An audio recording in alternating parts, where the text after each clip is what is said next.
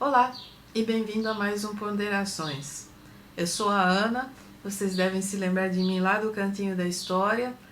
Ainda tenho a página no Facebook, voltei depois de quase um ano parada, mas os vídeos do Cantinho ainda vão demorar um pouco para retomar.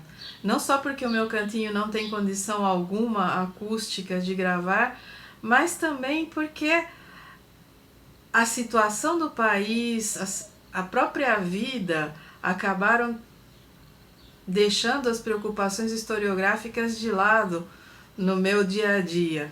Este é um vídeo que é mais para responder a algo que está acontecendo no dia.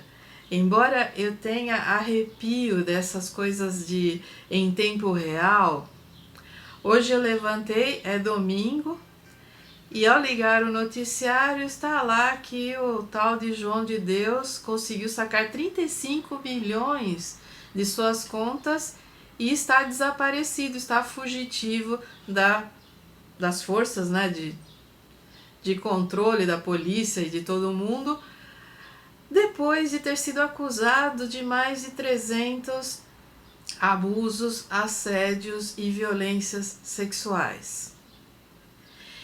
E quando a gente abre o Facebook, aquelas lindas e maravilhosas pessoas estão lá compartilhando religião não define caráter e colocando lá a foto do médium, a foto do padre, do rabino e do pastor, todos eles acusados ou de pedofilia, ou de assédio, ou de abuso sexual.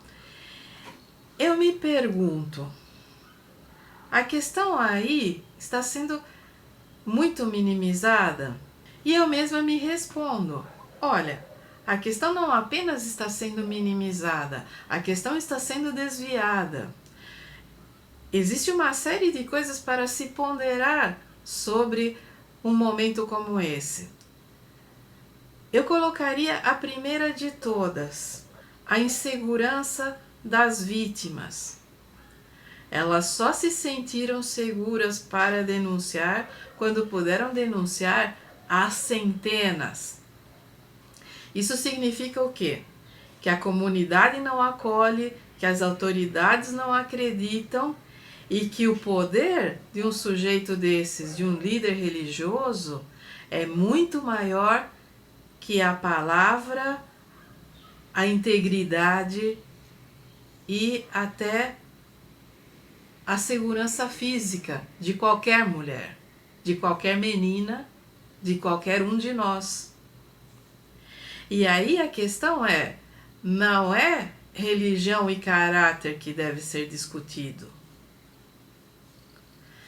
O que deve ser discutido é, primeiro, como é que esse camarada conseguiu amealhar 35 milhões explorando a boa-fé de gente ingênua e desesperada? A legislação sobre as instituições religiosas está muito aquém da realidade do país.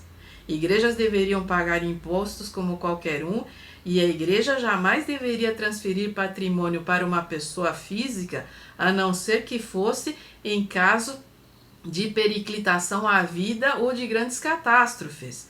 Eu não sou contra uma igreja transferir dinheiro para alguém que acabou de perder uma casa numa enchente. Agora, a igreja captar dinheiro dos que não têm como se defender e depois transferir esse dinheiro e transformando em patrimônio pessoal de quem está lá, aí é outra história. E a legislação está totalmente aquém.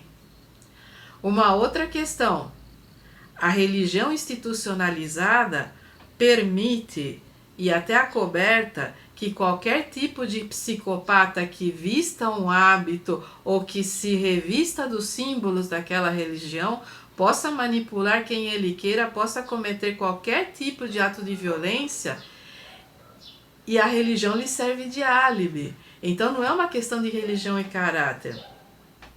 É uma questão de que a religião protege os seus. E a religião permite e oferece a qualquer psicopata todo o carisma e o poder que ele precisa para explorar gente burra, para explorar gente ingênua e para explorar gente desesperada. Porque quem pratica curas espirituais e recebe dinheiro por isso, está explorando gente desesperada.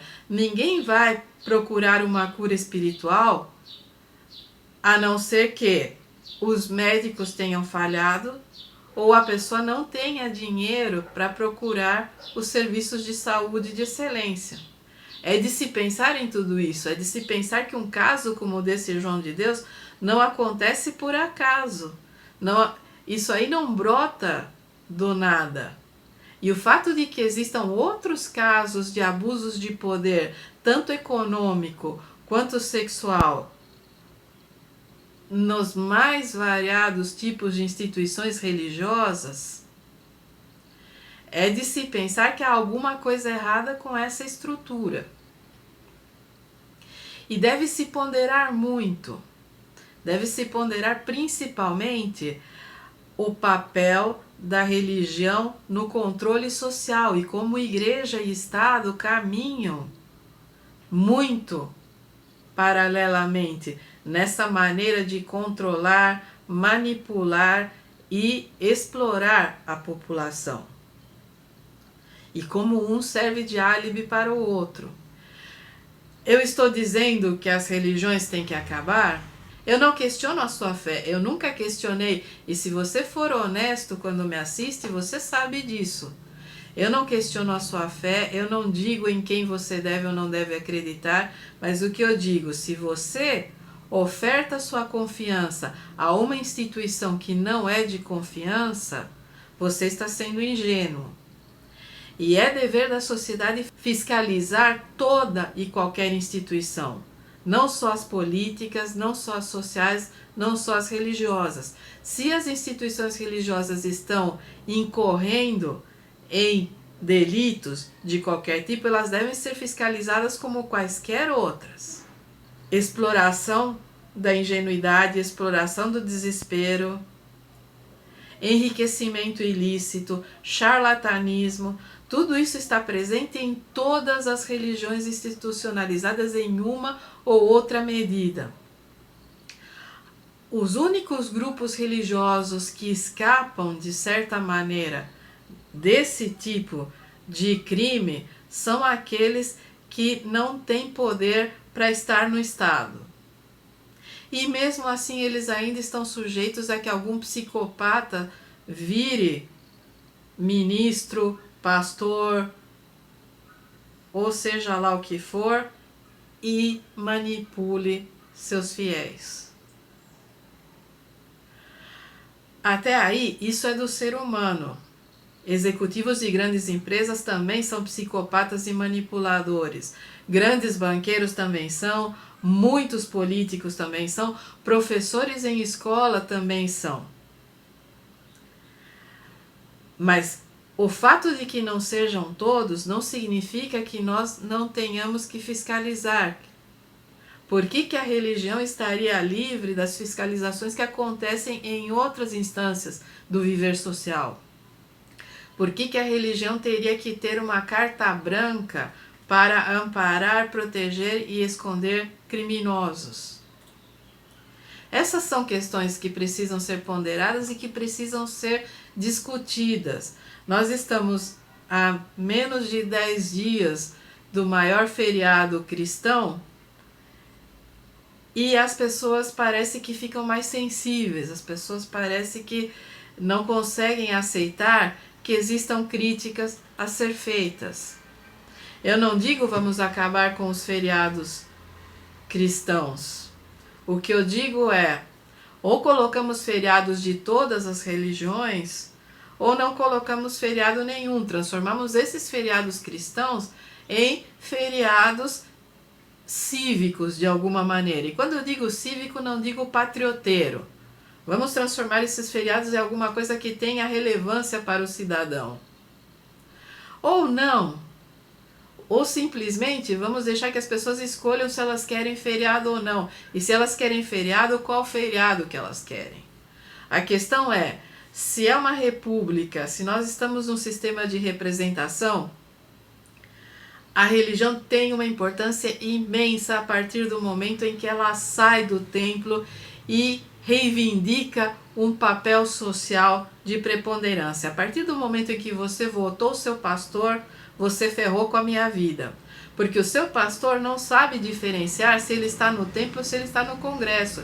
E ele vai ao congresso e vai querer impor para a minha vida as suas questões religiosas. Ele vai querer transformar os direitos reprodutivos femininos, o que é uma aberração. Ele vai querer influenciar nas questões homoafetivas, o que é uma aberração também. Nenhum pastor tem o direito de ser político, assim como nenhum padre, assim como nenhum rabino. O papel deles é de liderança espiritual e tem que ser feito dentro do templo. A partir do momento em que eles estão na política, eles têm que se ater à Constituição.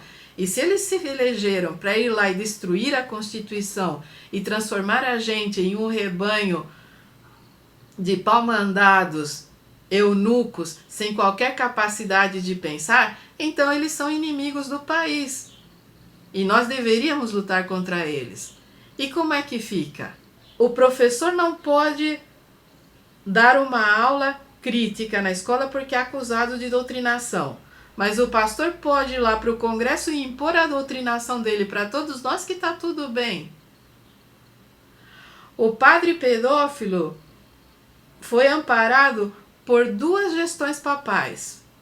E não é um padre só. São centenas de padres pelo planeta afora que 2 papas, o Wojtyla e o Ratzinger, protegeram, enrolaram a sociedade, pagaram para que as pessoas se calassem e fizeram questão de que o abuso continuasse acontecendo, transferindo esses padres de paróquia em paróquia, aumentando os danos sociais a um ponto inimaginável. E vocês acham que não se deve discutir religião? As religiões institucionalizadas são um flagelo para a sociedade. Elas são responsáveis pela maior parte do atraso que nos avassala há uns 1500 anos.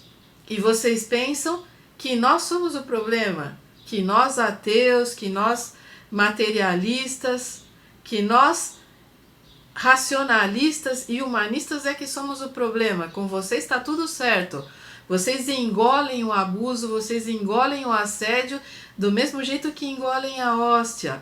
Ou que vão para a igreja crente pular que nem maluco, ou incorporar línguas e tudo mais, e o problema somos nós. Mais de 300 mulheres foram abusadas por um mané que se dizia médium e extorquia dinheiro com charlatanismo de cura espiritual. E as autoridades nunca fizeram nada. Por quê? Porque as religiões pegam carona no discurso dos direitos humanos e depois são os manos que são o problema, né? É para ponderar sim, é para ponderar muito, é para pensar, é para parar de ser trouxa, é para parar de ser otário, é para parar de ser crédulo. Você ter fé não significa ser crédulo. Se a tua fé te impede de criticar as pessoas que estão nas posições chaves da sua igreja, então a sua fé não presta. E você me desculpe, acabou o momento da luva de pelica, acabou o momento da gentileza. A sua fé está atrasando a sua vida e a minha. E a questão é, se você quer atravessar a sua vida desse jeito, acreditando em qualquer coisa e se deixando manipular e permitindo que a sociedade vá pelo esgoto abaixo para defender sua fé, é um direito seu, mas é um direito que está ferindo o meu. Porque eu tenho o direito a viver em um mundo que responda pela minha integridade física e intelectual. Eu não quero viver em um mundo em que se queimam livros em praça pública, em que se queimam pessoas e se lincham, e em que os meus descendentes não vão ter perspectiva alguma, porque vocês destruíram o nosso país, porque vocês estão destruindo o planeta.